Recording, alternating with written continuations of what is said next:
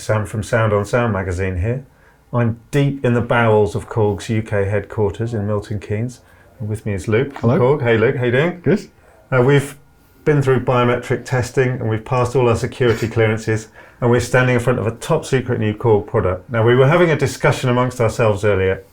We've often seen the Korg's distinctive SV1 stage piano on stages around the country over the last few years, and we were thinking, how long is it since that came out? We were thinking maybe 5 or 6 years. Luke tells me it's actually 10 years. Yeah, I think it's around 10 years it's been around. Since the SV1 came out. So obviously a massively successful product to Korg, for Korg, and we're now standing in front of its successor, the SV2. That's right. So what's new? So the SV2, as you can see, the styling is very similar, but what we've mainly changed is what's under the hood. So we've got 6 times the amount of sound memory in there now, and also twice as many sounds themselves. As well as a few other modifications.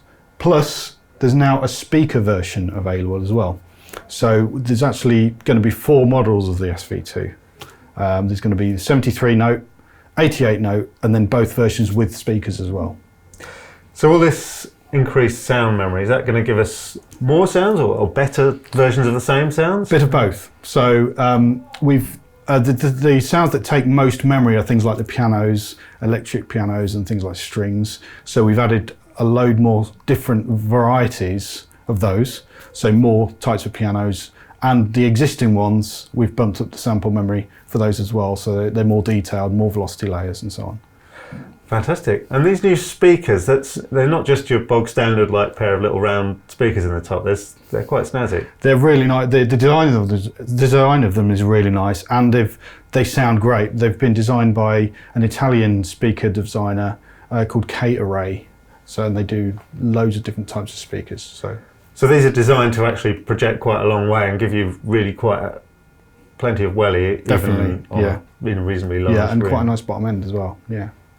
Excellent. Well, that's not bad in such a small unit. Yeah. And in terms of sort of playability, is it the same keyboard as before? Yeah, it's the same keyboard, the RH3 Action, which we've been using for a while now, and it's the same one we use on like our flagship Kronos 88 and so on. So we get a lot of really positive feedback from artists who use this Action. So we decided to go with it still. So.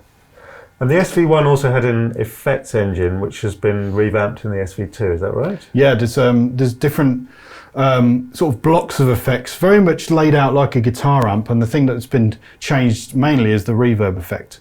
So we've taken the overb effect again from our Kronos, which is our kind of flagship synth we do.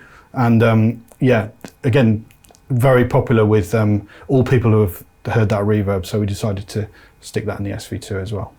So this isn't just about creating a sort of convincing concert hall ambience. You can actually do some quite unusual and creative reverb effects, I gather. You can get some really big of those sort of spatial effects as well. It's quite cinematic kind of sounding as well, rather than just recreating existing environments. So the perfect stage piano for those of us whose piano skills are not very high. That's right, the reverb can hide all of those little slips, yeah.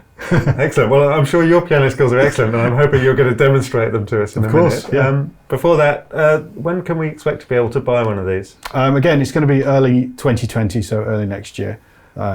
Date still to be confirmed fully, but yeah. And what sort of price range will they come in at? They're going to start, I think, around £1,700 and then go up to about £2,000, depending on the model and whether it's got speakers. So, wonderful. Thanks, Luke. Okay.